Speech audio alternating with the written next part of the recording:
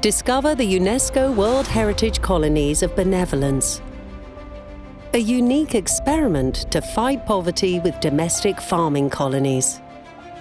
The traces of this large-scale poverty reduction plan are still clearly visible today. That's why in 2021, this cultural landscape was granted by UNESCO the World Heritage status. But how did it all begin? The year is 1818. Napoleon has been defeated and the French era is over. The United Kingdom of the Netherlands is left impoverished. 1/3 of the population is living in poverty, especially in the cities.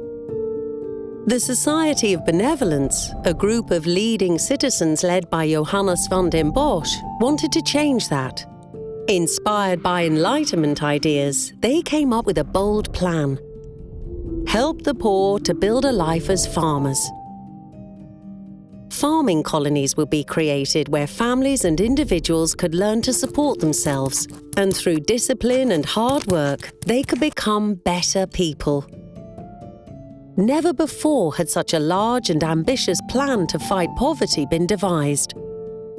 The Society of Benevolence bought vast areas of uncultivated land in remote locations. The new settlers were tasked with growing food on this challenging land, an enormous task for people unfamiliar with farming. A structured design of lanes, buildings, and plantings emerged with a straight, linear design. In just a few years, 7 colonies of benevolence were founded, 5 in the north of the Netherlands and 2 in the south of the Netherlands, now Belgium. Veenhuizen, Fredriksoord, Wilhelminaoord and Wortel are now UNESCO World Heritage Sites. The combination of work, discipline, education, fresh air and religion will benefit them and help them return to society as better people. Man shapes the landscape, and the landscape shapes man. From all over the country, committees of benevolence sent poor families and groups of orphans and vagrants to the colonies to learn farming, receive education, and develop discipline. They were given clothes, household goods, tools, housing, and work to support themselves and pay back their debts to society.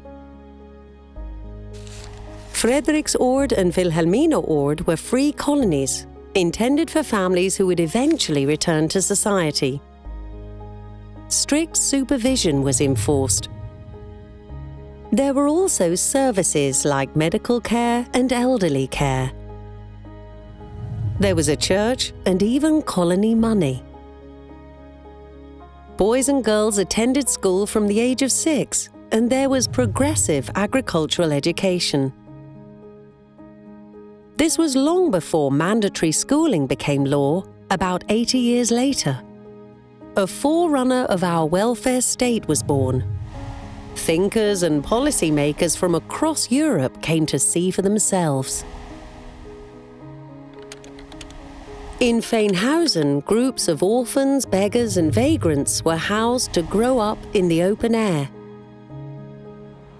Beggars and vagrants were put to work on the land.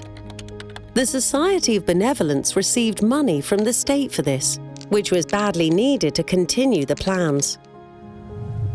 The institutions were built in a square around a courtyard and were massive in size. The second institution still exists and now serves as a museum. But the idea of returning colonists as improved citizens to society proved difficult in practice. Many colonists struggled with farming, and the poor soil yielded little food. The plan ended up costing much more than expected. In 1859, the state took over the unfree colonies. Women and children left Veenhuizen as it became a state labor institution for men. The focus shifted to people considered undesirable in the cities, vagrants, and those with mental and physical problems seen as patients. Workshops were established and agriculture was scaled up. Many new buildings were constructed, designed by the Justice Ministry's architects.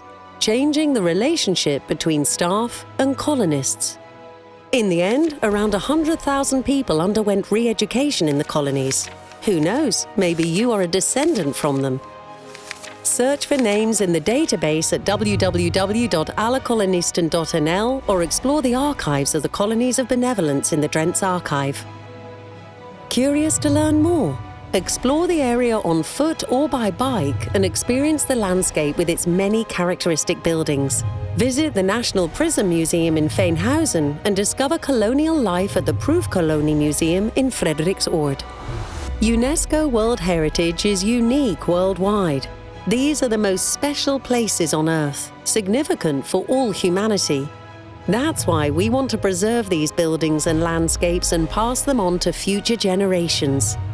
The Colonies of Benevolence are a wonderful example of this.